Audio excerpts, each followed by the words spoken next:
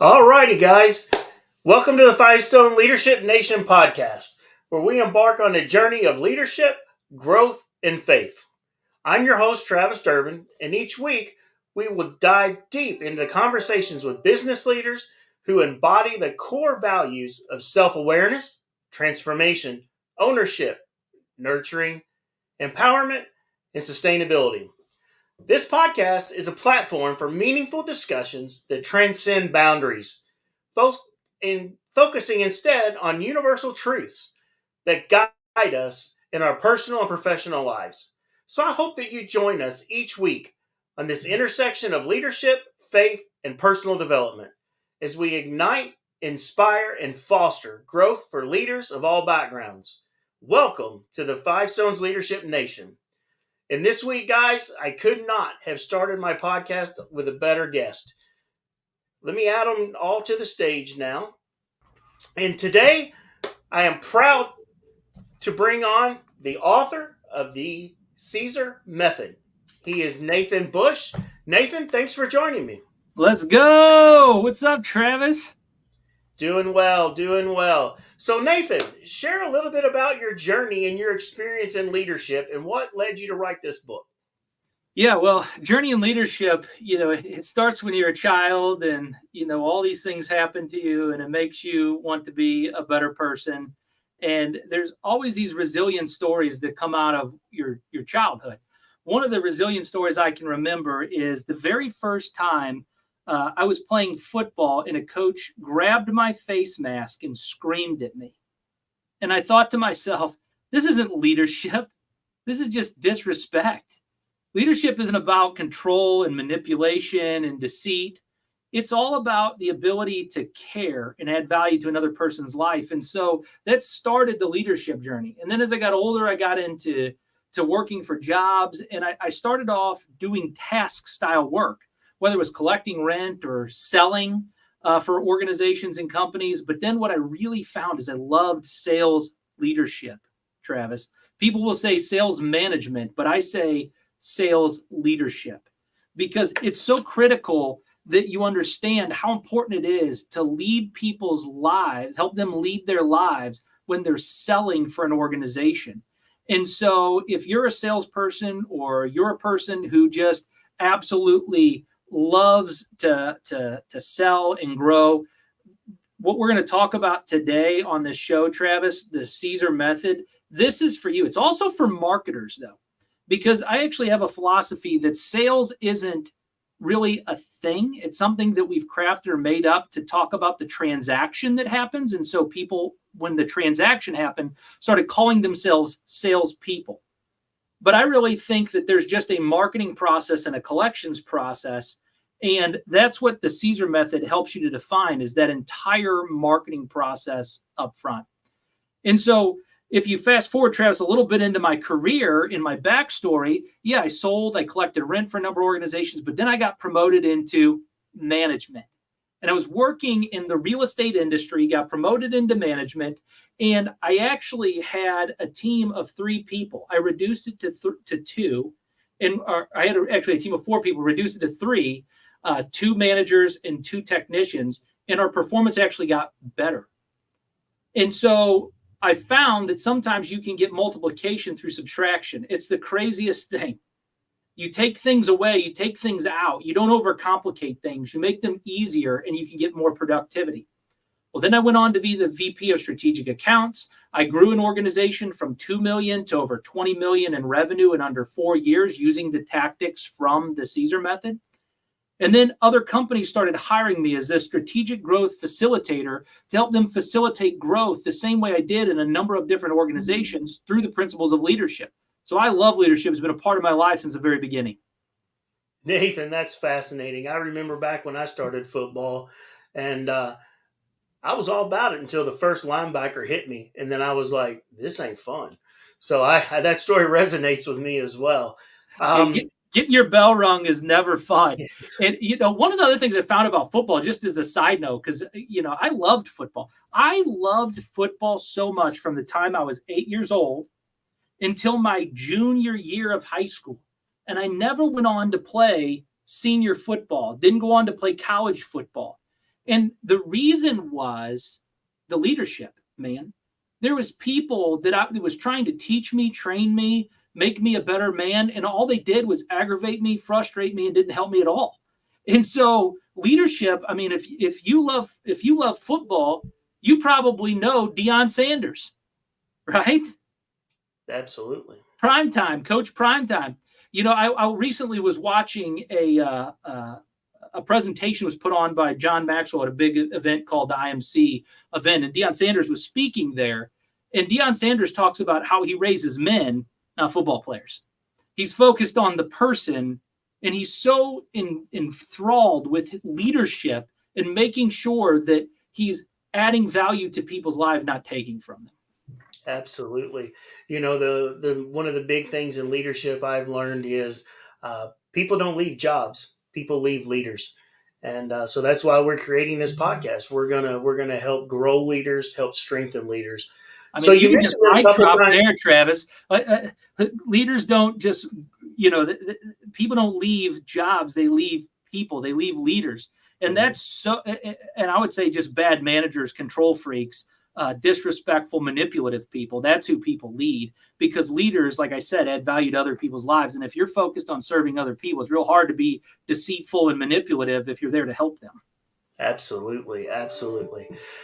So one of the reasons I had you here today is I've been reading this book, and let me tell you, this book is fantastic, and it says it's the marketing edition, and I know that you've made the comment that sales isn't really as existent anymore as it goes from marketing to closing. So, Nathan, give me an overview of what the listeners can expect out of this book and a little bit of what the Caesar method entails. Oh man, you just asked me like 35 questions all in one, Travis. I did. So let's see if we can up. Let's see if we can unpack each one of those questions step by step. Let's talk about first the difference between marketing and collections. I just have this philosophy that sales is not a thing. Like, it's a transaction that takes place. It's the definition of collecting revenue. It's not necessarily marketing or collections. And so when you call yourself a salesperson and then you feel icky inside, there's a reason. And that's because a lot of sales books, a lot of sales CDs and programs have trained you to be manipulative, deceitful, controlling, to try to achieve an outcome. And that's not what marketing is all about. If you read any marketing books, you'll find it's about educating the consumer, bringing awareness to people. And so that's the process that you work people through all the way until it transitions to collections. It actually looks like this, Travis. Over here, you have marketing. And all the way over here, you have collections. And just for a visual process, the marketing process happens all the way up until the collections process, and that takes about 3 seconds in the transaction, and then it's done. Right. And so you can't confuse the concept of what you're doing. If you're trying to control an outcome, if you're trying to take a grown adult and force them to do something so that you can make a little bit of revenue, it's no wonder you feel icky in your role. Chris Robinson, who was a mentee of John Maxwell and leads the Maxwell organization, says it like this: sales is influence. I say it like this: there's no such thing as sales anymore. You're influencing all the way until you start collecting. And there's no difference in the transaction. You're just moving people to the next step, to the next likely action, and helping to educate them along the way about your products and services. So that was question number one that you had brought up, Travis. What is the difference between this whole concept of marketing and collections and no sales? Right. And I would tell you that it's the ability to influence all the way up until people need to actually pay for what they want to move forward. So why don't you go into the next step and give us a little bit of background, not in detail on the letters yet, but give us a little bit of background on, you mentioned you took a sales company from 2 million to 20 million. That is incredible. You did it in less than 4 years. And tell us how that is the background for this book. Yeah. So, there is some incredibly important pieces that an organization has to have in place if they want to be successful in growing revenue, right? Going from 2 million to over 20 million in revenue. And in my book, I give you 5 steps to dominating your market they're also the same 5 steps that you need to have in place if you want your organization to be set up to scale like that.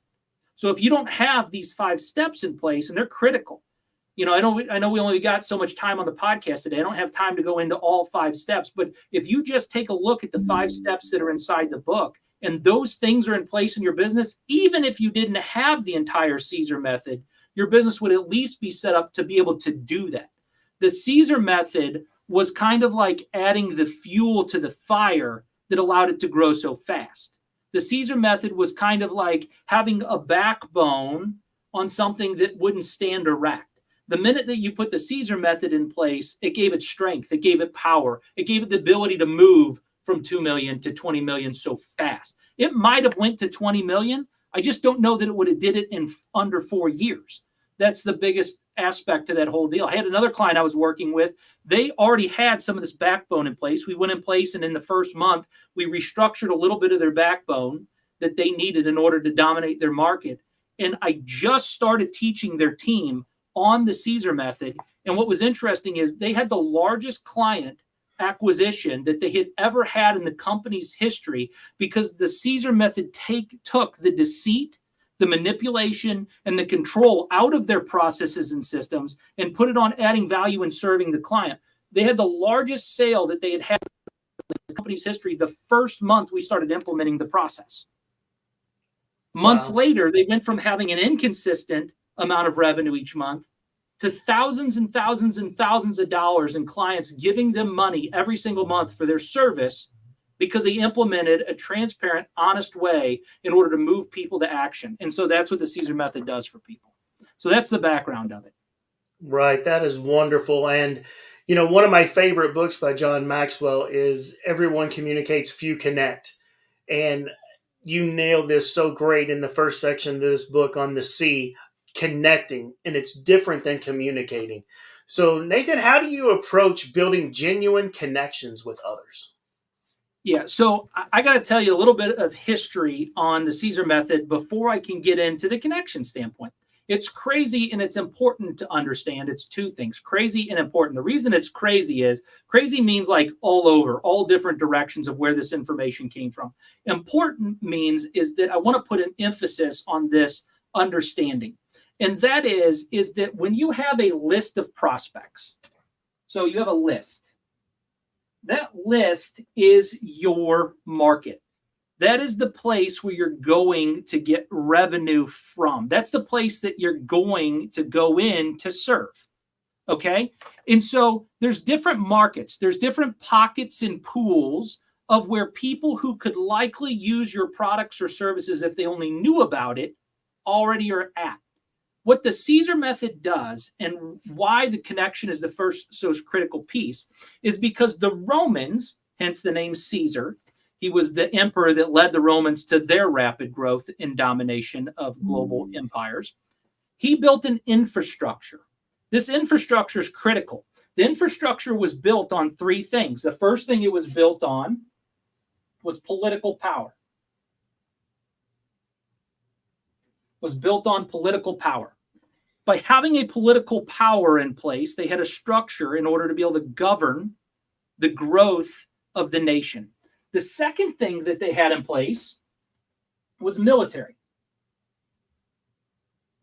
They had military might. This military might ensured that whatever political structure they had in place was enforced. And the third thing that they had were roads. They had roads in place. Roads allowed them to connect these different marketplaces back to their political structure, back to their military might, to ensure the political structure stayed in place. And so these roads carried the brand, the identity, the roads carried the rules, the how to do specific things all along. The Caesar method is the road to connect these marketplaces back with your business. Right. And so if you're going to build a connection with people, which is the first letter in the Caesar method, connect, C, you've got to make sure you know where these pockets and pools of different people are gathering in order to be able to even have an impact and communicate with them. And I used to have a sales mentor back in the day when I was selling. I sold nuts, dried fruits, and candies. And he used to tell me, he would say, go find a dead spot in a grocery store with high traffic that's not selling anything right now, and ask them if we can put our rack of candies, nuts, and dried fruits inside that dead zone, and tell them, we'll generate revenue for you in this dead zone if you'll just give me the opportunity. I won't charge you anything up front. Just let me put the rack in and show you that we can turn this into a money-making machine for you and serve your clients.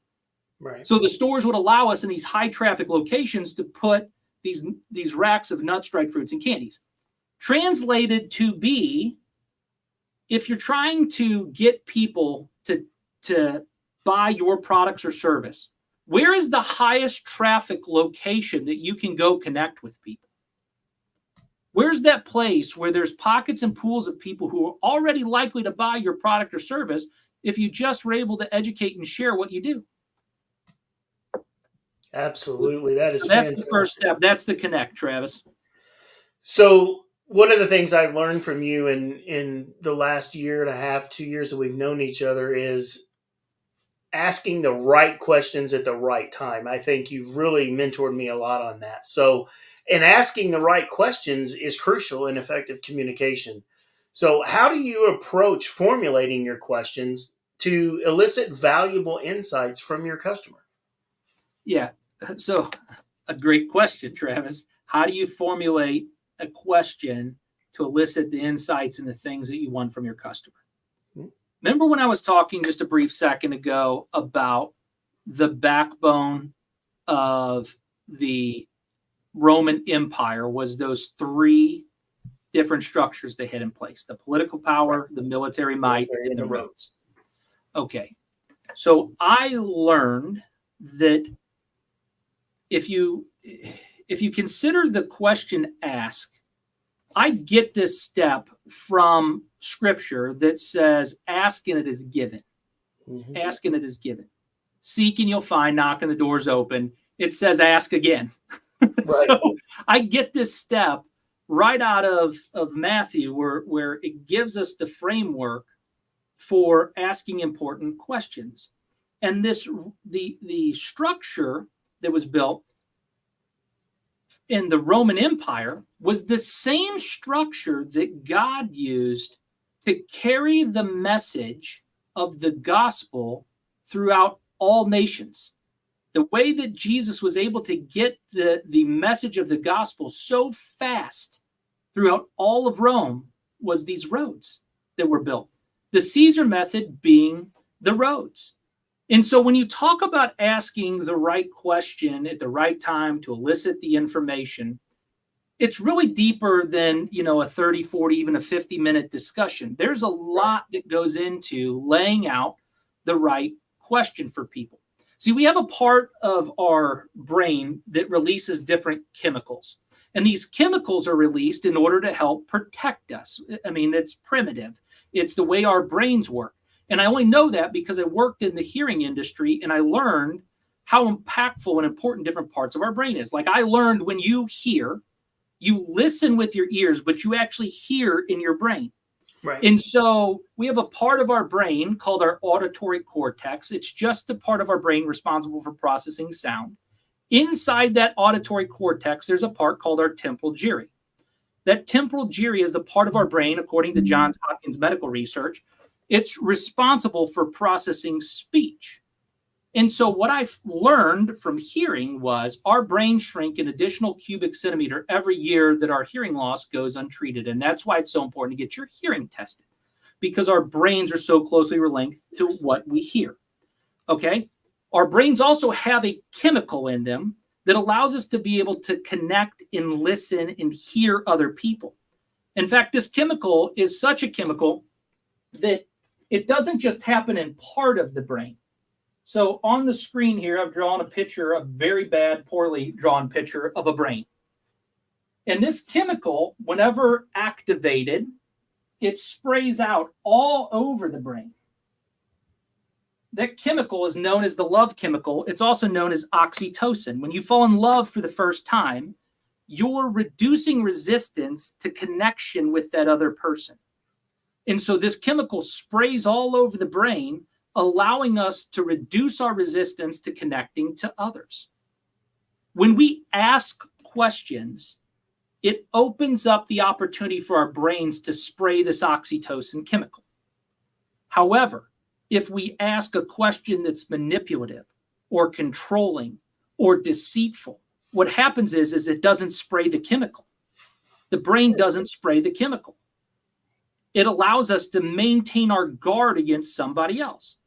Think about the last time you went to a used car salesman, Travis, and you were going to buy a car from them. If they asked you the question, what do I got to do to get you in a car today? How do you feel? Dirty, controlled, manipulative. Right.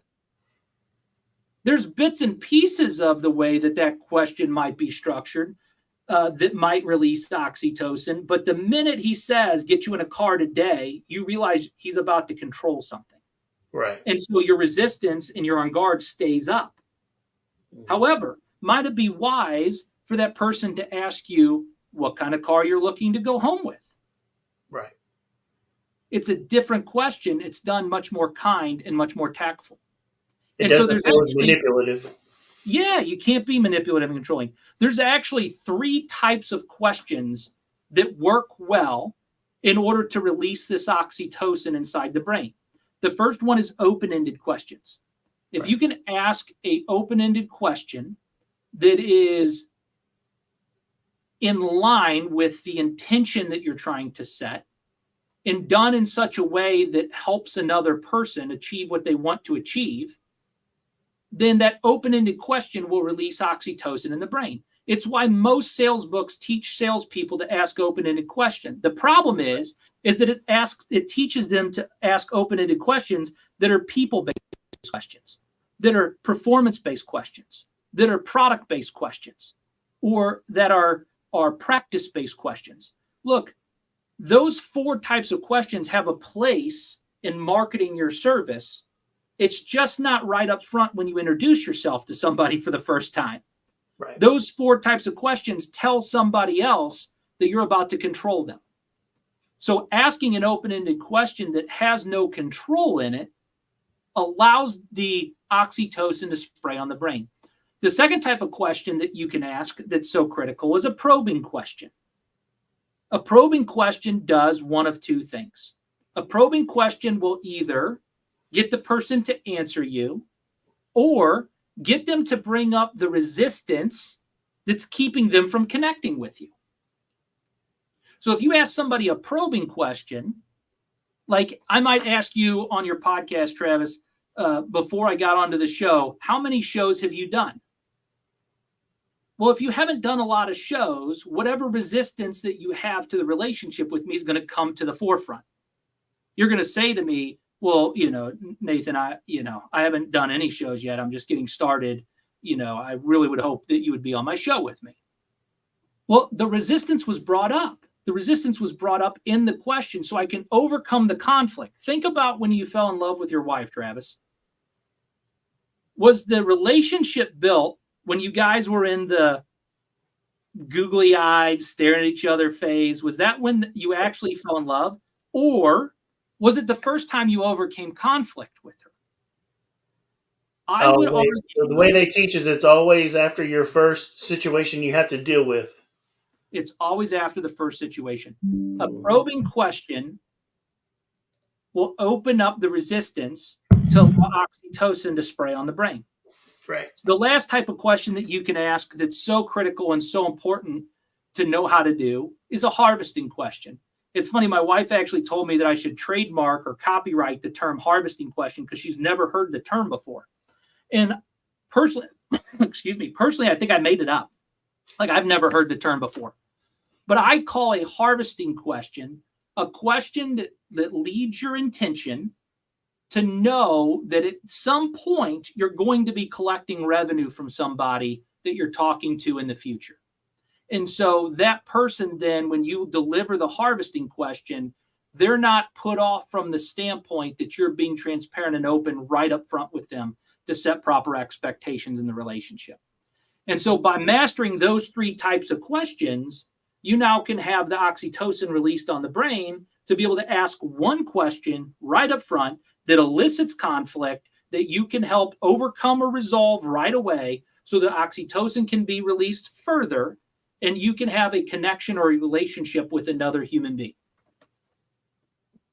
Very interesting. Very interesting. So, when we go to the E, it's education. And I think that's at the heart of both of us. We both have the hearts of teachers, and we both want to educate and add value to other people. So Nathan, what are some strategies that you use? Like, you use words like oxytocin and bigger words that sometimes I'm like, man, I can't even spell that, Nathan. So what do you do to effectively convey these complex concepts in a diverse audience and to help educate them? Yeah, it's crazy. So in the book, I go into much more detail about how to connect with other people. This is just the intro to that. I lay a foundation for oxytocin inside the book so you can have a better understanding. I back it up with research and with journals that I have done the research in to understand this better. Right. The ask step of the Caesar method, I go into much more detail, helping you understand how to formulate these questions, how to put them into place, how to actually overcome the resolution of the conflict. I put into place how to have a better understanding of how to create an environment where somebody wants to give revenue towards the end of that conversation. So those first 2 steps, man, there is so much gold and so much. I even give 2 case studies of people right up front that utilize the Caesar method in order to open up that connection, how important and powerful it is to them. So I highly recommend that if you have any challenges at all connecting with another person, like, go out and get the book. Even if you can't attend the workshop that I have coming up, go out and get the book, read the book, and begin to have a better relationship with people. Whether that maybe you need to reignite the relationship with your wife. This book will teach you how to reconnect. If you maybe you need to open up new relationships with employees. You can layer the Caesar method process in the relationship with employees. How many bosses, Travis, just let me ask you this question. How many bosses and leaders go into conversations with employees and they placate them and then abuse them and then manipulate them and expect an employee to leave that conversation in a positive way? How many do you think that happens across the United States? Far too many, for sure. Far too many. I totally agree. I mean, I did the research back when I wrote my first book, which was Leadership Coaching is a Strategy for Employee Development. I did the research and found that 86% of managers blame their employees when a project goes south. They never take responsibility for the poor project or the poor implementation or the poor outcomes. They always blame somebody else. The minute they blame somebody else, what happens? They become emotionally disengaged. When they're emotionally disengaged, there's a downturn in the economy that might happen. When the downturn in the economy might happen, then the employee gets even more bitter and they end up leaving the organization. You have turnover and you have spiral. Then you lose communication, goal setting, and a number of different things, which is why turnover cost organizations hundreds of thousands of dollars. Imagine if leaders just took the time to think about what they were going to say before having a conversation with an employee and learn to address the conflict head on with open-ended questions, with probing question, or with a harvesting question. Well, you talk about, well, how can you utilize a harvesting question to deal with an employee? It's so critical and so simple. A harvesting question is just a result that you're trying to achieve with that employee. Why not lead with that? Right. And so this book will give you a framework for that. Now, with the educational piece, where did all this come from? How do I lay out education in order to, like you said, use the big words or that kind of stuff? I'm not intending to use a big word to show anybody a level of intelligence or smartness or whatever. I'm using oxytocin in my presentation today is a way to communicate something that you might not know. And so what I'm attempting to do is break down something that's complex and make it simple, to show you a level of expertise in a subject matter, not in a personality. And I find that to be so critical that whenever we're going to educate people, it's so important that you actually know something about what you're talking about. Like so many books out there will teach you fake it till you make it, or, just act as if. I've read these books before. Yeah. And it's not true. Right. All that does is create imposter syndrome inside of people. All it does is reduce people's authenticity to the marketplace. And remember, I told you, hearing aids was the thing that I came from. When you're working with somebody who's in their 60s, 70s, 80s, 90s, they've sat through every timeshare presentation, used car sales presentation. They've had the vacuum guy at their home. They know what manipulation looks like, and they can smell it from a mile away. They know when you don't know what you're talking about. They've been around the block just a little bit. Right. And so I'm not going to go out of my way to assume that the person that I'm talking about is uneducated about the situation that they're sitting in when I'm having a conversation with them that might end up in me receiving revenue from them. Right. And I'm going to treat them as an adult with respect, who's intelligent, who's kind, who's caring, who we have a good relationship with. And I'm going to have trust that's established and never abuse that trust along the way. And by educating them, it gives me the opportunity to have a conversation with them about my expertise. There's certain things that you're an expert in, Travis. The things that you're an expert in, you be the expert in those things. When it comes to the Caesar method, I know this information backwards and forwards. There's no disingenuous aspect of my delivery of the information that's inside of this book. Right. And so I think that's where a lot of people get the education step wrong. They're trying to demonstrate how smart they are to prove to themselves versus trying to educate somebody else for them and give them value, add value to their life, regardless of whether they buy from them or not.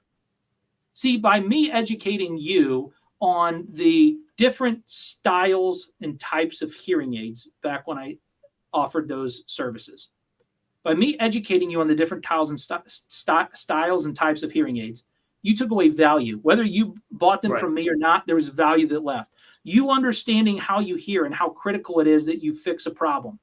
There's benefit in that. You walk away feeling good because you got something from the situation, regardless of whatever the outcome is for me.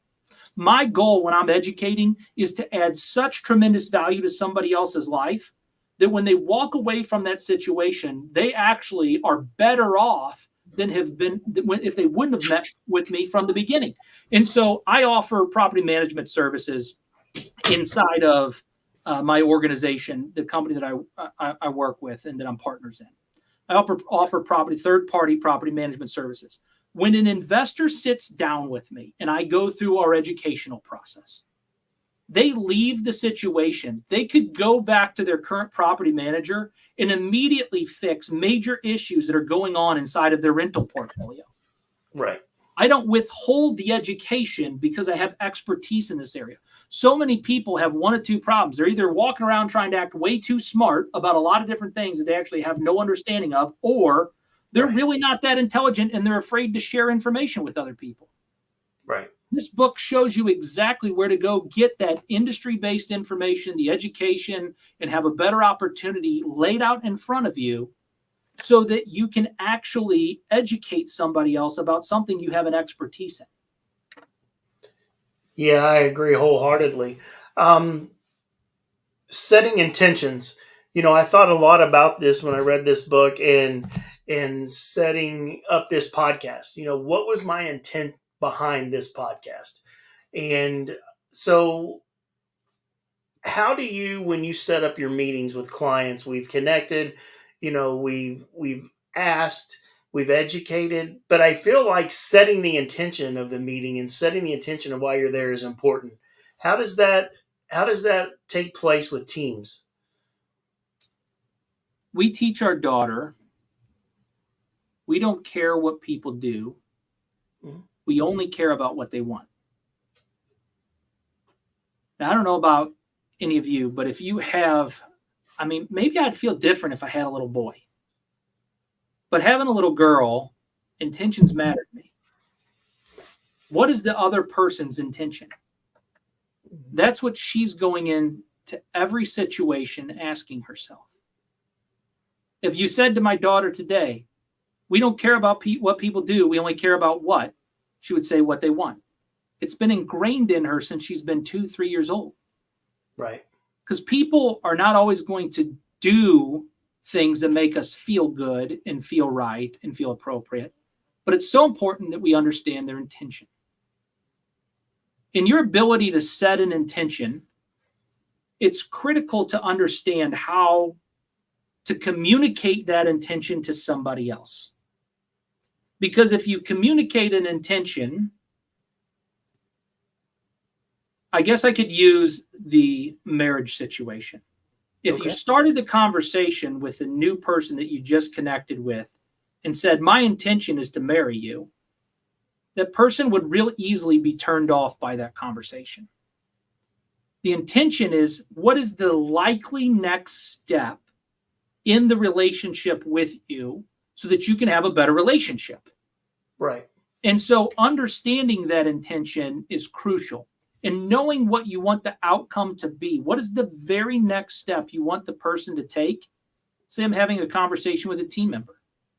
I want that team member to leave this meeting and immediately go implement something on their job.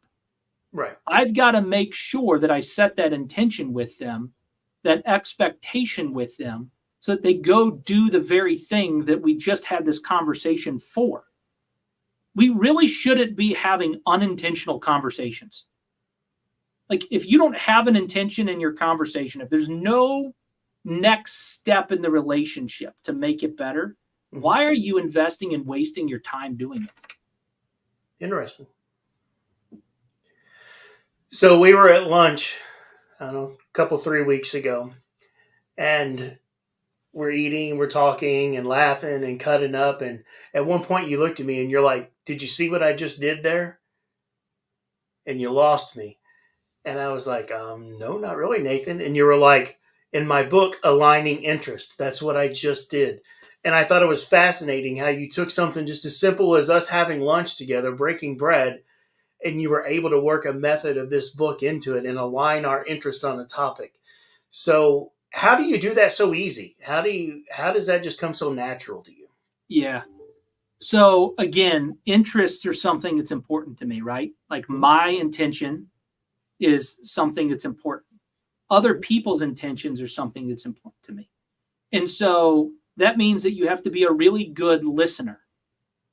You need to be listening for what other people's intentions are. Stop caring so much about what other people do. My boss yelled at me. Well, maybe your boss is just a yeller. What is the intention of that boss? Right? It wasn't that the football coach grabbed my face mask and screamed at me that was a problem. It was that he had no intention in it. It was just to be mean. There wasn't an outcome that he was trying to get across or something that was trying to be achieved. He didn't care about me at all. Right. And I could feel that and know that and understand that. When we're talking about aligning interest with other people, it's what's their intentions. See, there's a real famous scene from, oh man, what is the movie with Alec Baldwin with Coffees for Closers? What is that movie? I don't recall. I cannot remember the name of the movie, but there's a really famous scene in that movie where he says, nobody comes on the car lot not looking to buy a car. So you already know the intention when the person shows up at your place of business. If you're in a sales situation, they showed up on the meeting. They have an intention to buy from you. Your job is just not to screw it up. It's to align interests with the other person. Get out of your own way. So I've made a habit of asking questions around people, product, process, and aligning interest with that other person and listening to what they want more than what they do. Sometimes it's fascinating. You might have somebody get up in the meeting and walk away or walk out. It doesn't mean that their intention isn't still to buy your product or service. You might have somebody leave your store or hit your website and bounce off. It doesn't mean that they don't have an intention to buy your product or service. You got to know what the intention is. And so after you set the next step with them, that's when you align interest with other people. Spend more time aligning interest with others than you do trying to sell, manipulate, and control them, and start to look at the outcomes that you get. Absolutely.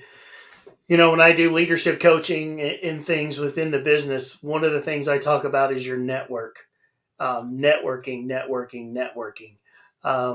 You know, Grant Cardone is famous for saying contacts equal contracts.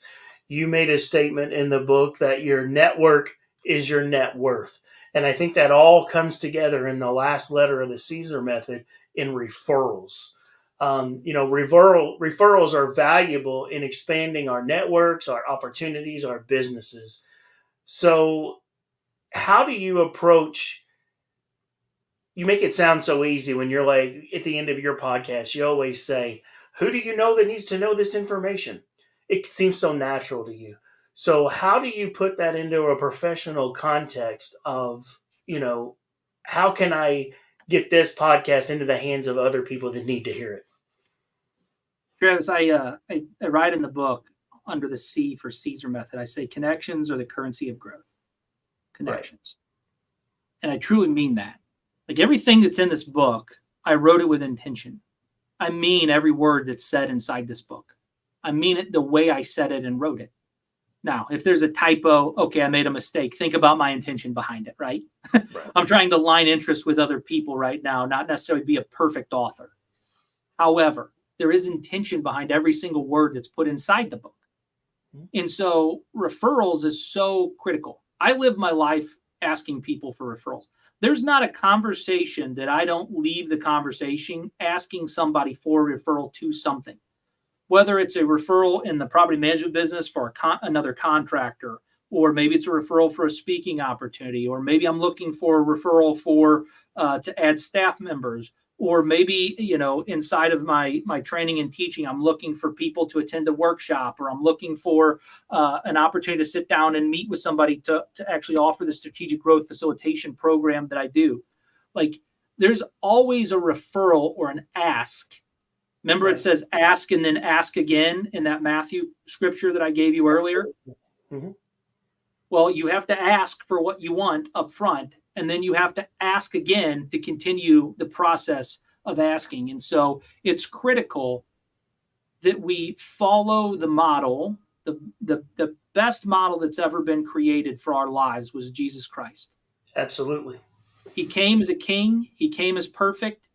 He became a servant to demonstrate and model who we're supposed to become like. And so every aspect of Jesus's life, I tried to rebuild on the framework or the backbone of the Caesar method. That way we could take a name that used to mean significance for the Roman Empire and turn the name into something that means something for Jesus Christ. Absolutely. Absolutely. So Nathan, we're coming up on the end of time here, and I'll tell you, I've read the book. I'm almost done with it, and man, we've only tipped the edge of the iceberg today. I know coming up, we've got another step in that iceberg at the end of the month. So tell me about the Caesar Method Workshop and what we've got going on at the end of the month on March 30th. Yeah, so I've put together a workshop. There's going to be 3 speakers at this workshop. The first speaker, Josh Weissler, incredibly, phenomenally talented person in helping unlock resistance that you have.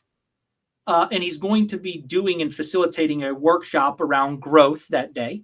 So he's going to be working with your goal setting and SMART goals in order to help you reduce resistance to the things that are the barriers that are blocking you from keeping you to achieve those goals. Mm-hmm. Then I've got Kyle Bierenbaum, who worked with me at the hearing aid company. He's been a friend of mine for a long time.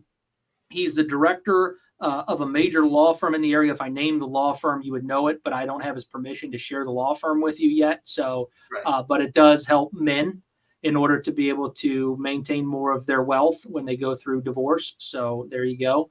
And he's the director of marketing there now. And he is going to be teaching marketing tactics and strategies that will help you unlock the resistance inside of your business so that it can continue to grow. And then, so now you'll have your goals, You'll know the pockets and places and pools that you can go market in and how to specifically market to them. And then lastly is the Caesar method. It's the road. It's connecting those things together, the intention that you have with the marketplace, and trying to align those interests so that you can get the outcomes that you're trying to seek. And so that's March 30th. We start at 8 a.m. We're going for 4 hours. I'm giving away a copy of my book. If you attend the workshop, I'm also giving away the John Maxwell's 15 Invaluable Laws of Growth. It's a part of that. And you've got, the 3 speakers. You've got the 2 books. You've got a lunch that's a part of all of this. Networking that's a part of all of this program. You can't lose by attending the Caesar Method Workshop. If I charged $10,000 to attend the Caesar Method Workshop, it would be a pittance to the amount of value that you're going to get just from being there for 4 hours. Look, I know that there's 3-day workshops out there that people can attend on marketing. There's, 12-month programs. There's all this different types of stuff. It's not in how long something is that you get a lot of value out of.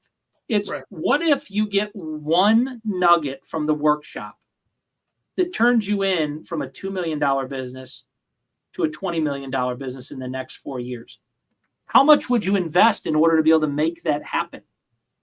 So many people, Travis, only 2% of companies, according to McKinsey & Company, will ever achieve strategic rapid growth. Right. 98% of businesses have no plan in order to be able to market and grow their organization.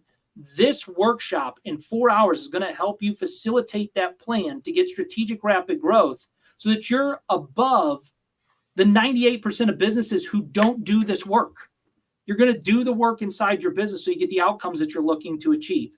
And so that's March 30th. It's from 8 a.m. to noon. Like I said, 3 speakers, 2 books, a lunch.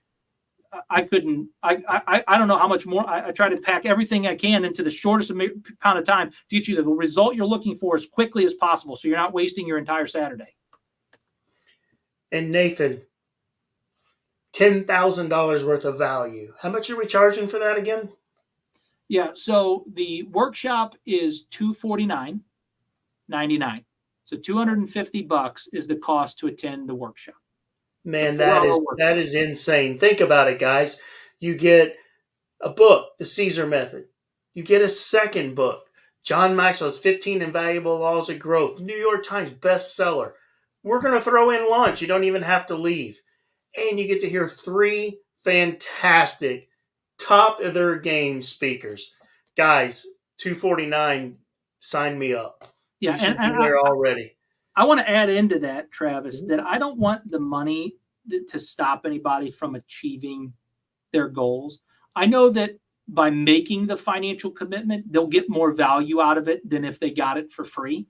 Like, I already know that about myself. I learned a long time ago that I need to invest in myself in order to get the growth that I'm looking for. Inside the book, I talk about the hundreds of thousands of dollars I've invested inside myself in order to be able to even bring this book to fruition for people. However, if you're struggling to come up with the funds for the workshop, I don't want the money to be an issue for anybody. So reach out about a scholarship. If you need a scholarship, we can still get you there. It's not about how much I make. I could care less. Like I told you, this is about aligning interest. I could care less about making money off of a workshop. That's not what this is about. This is about helping you achieve your goals the way that you want to achieve them in the quickest amount of time possible. And if I can do that in 4 hours and you get anything out of this that takes your business to the next level and helps you achieve those things, that's the satisfaction that I get. So please don't let any financial commitment that I'm asking for stop you from moving you into attending the workshop and participating and being a part of the Caesar Method movement that we're doing. Absolutely. And I knew Nathan was going to offer those workshops or those scholarships. So guys, either one of us, Travis Durbin on Facebook, or Five Stones Leadership on Facebook, Nathan Bush MBA on Facebook. If you want to shoot us a DM, just DM us podcast. And if you do that, we'll reach out to you. We can talk to you about the scholarships. Again, Nathan's not in this to make money that day. He's in it to add value to you. So if for some reason it is a financial impedance, hit us up. Let's see what we can do for you and see if we can get you in. All right, Travis, Nathan. I heard John Max will say this one time, and I live by this ever since then. I couldn't possibly want anything from you. I want more for you. Absolutely. I want much more for you than I could ever possibly want from you. I promise you guys that. Look, authors don't make money on books, guys. If you think I'm pitching the book today, you're sadly mistaken. If you think I'm pitching a workshop in order to get you to attend a workshop because I want to make money off of it, you're sadly mistaken. I'm looking to add value to people's lives. At this workshop, what I want from you is to record you and so that you can tell other people what important information this is and that they need it. And so if you could attend this workshop, if you can find a way to get there on March 30th, please know I want more for you than I could ever possibly want from you. I promise you. Absolutely. Well, Nathan, I could not have picked a better guest for the inaugural episode of Five Stones Leadership Nation. You are one of my best friends. You're a mentor, great man of God, and you have made me a better father, a better husband, a better business leader. And I want to thank you very much. Guys, reach out on Amazon, Caesar Method. Feel free to sign up for the workshop. Get a hold of us. Nathan, thank you so much for joining me today. I appreciate it, buddy. Thanks, Travis. All right. So, guys, that's it for the first episode here on Five Stones Leadership Nation. One thing I want to share with you, as Nathan said, we are not in this to make money. I'll give you a perfect example. My book on Restored Whispers, Reconnecting Through Communication. Guys, reach out on Amazon, get this book. It'll help you reconnect with your spouse, your children, all those things. And guys, just to show you, I don't make a penny off this book. Every penny that's made off of this book, I donate to my church. So this book was written from the heart. It was written for my wife with love. And as Nathan said, we are here at Five Stones Leadership Nation. We want to give back more than we can ever receive. So again, Caesar Method, if you want to hit up Nathan's book on Amazon, or you can hit up my book, Restored Whispers, Reconnecting Through Communication. Again, all proceeds go to Element Church. Thank you, guys, and we will be back next week, same time, same place, Wednesday, with Mr. Scotty Russell. You guys have a great day.